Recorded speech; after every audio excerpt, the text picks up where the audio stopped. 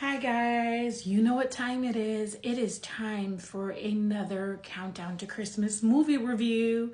I am Kingston J.L. Michaels. I just realized I always say my initials and I never say my official name on here. So I am giving you guys that.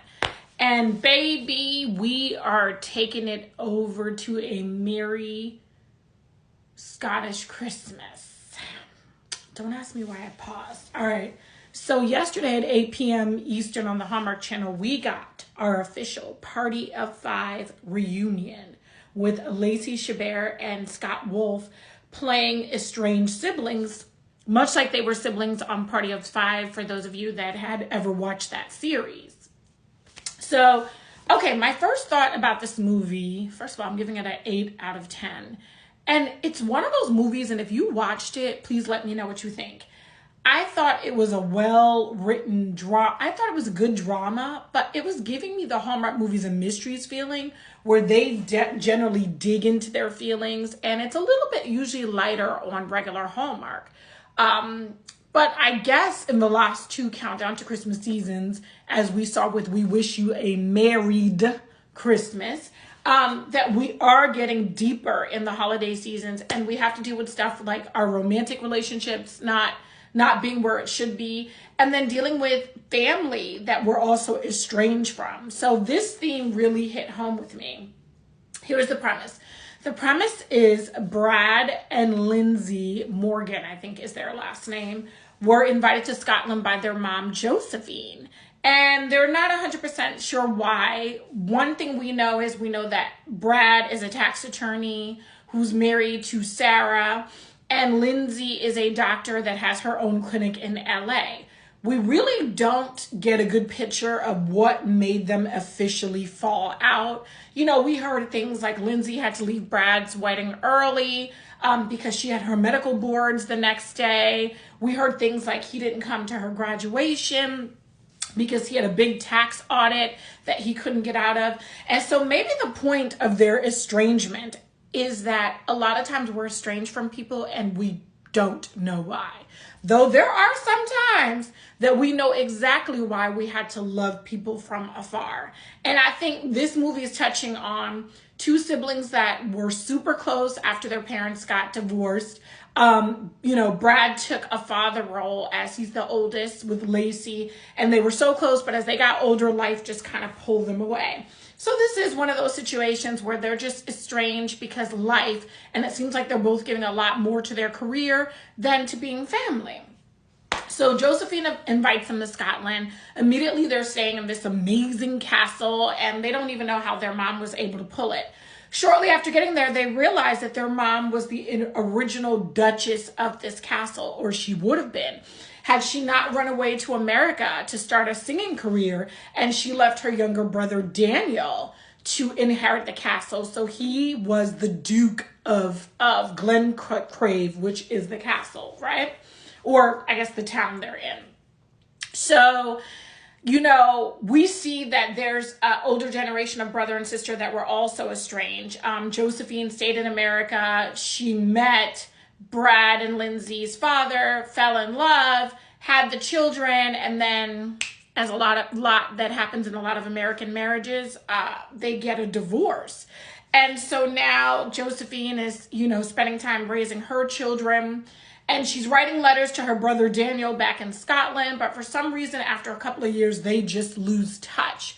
Once Josephine decides she really wants to reach out to Daniel again, she sent him a letter shortly before he passes away. But Josephine is not quite sure if he ever received the letter. Well, ding dong doom, he did receive the letter, and he had written her one back, but before he was able to send it, he passed from a heart attack. This movie had like all the feels, because you're seeing how a little estrangement in 1 year can build up to decades of being estranged from someone you really love and care about, and why there's no good reason for you guys to be apart, especially during the holidays. Daniel's dying wish is that Josephine would bring her two children back to Scotland for one last Christmas. Two kids, by the way, who did not know that they are from a royal line in Scotland. So that was like the big surprise. When they get there, they realize that Daniel, their Duke uncle, knew about them, but they never knew Daniel existed, and that their mom told a couple lies. Which parents, I'm gonna say this again, every time you think you're lying to protect your children, especially your adult children, you're probably doing more harm than you think. I think a lot of us can manage more truths than we can decades of lies that we only find out when a loved one passes, and that's super devastating. So if you're out there doing that, I would implore you to just don't do it. Be honest with your children. If they're of an age where they can understand, be very honest with them. I think that was the next theme here. So now that we see Lindsay and Brad realize that their mom was the original Duchess of this wonderful castle, now they have to decide what are they going to do with Glencrave, because Josephine can't run it by herself, and and she's not going to be able to run it forever. She's older. So basically, Brad and Lindsay explore this area, and this beautiful area in Scotland, from the music to the kilts to all the wonderful scenery that we got from this movie. It was just quite welcoming, and it gave me that feeling that something is going to be figured out in this castle. These two are going to figure it out in this castle, and they do. We also see that Brad and his wife are a little bit on the beginning of an estrangement. When they got married, they had decided they don't want children, especially because they were both children of divorcees. They had both sets of their parents had gotten divorced, and I really understand that, because I swore off marriage and children when I was like 5 years old. Okay, that's for another therapy session. But my parents have been estranged now for about 14 years. And even when you're an adult, these things really do still affect you. So I totally could understand. And that's why I have a bunch of commitment issues and been non-committal, along with some other traumas from childhood.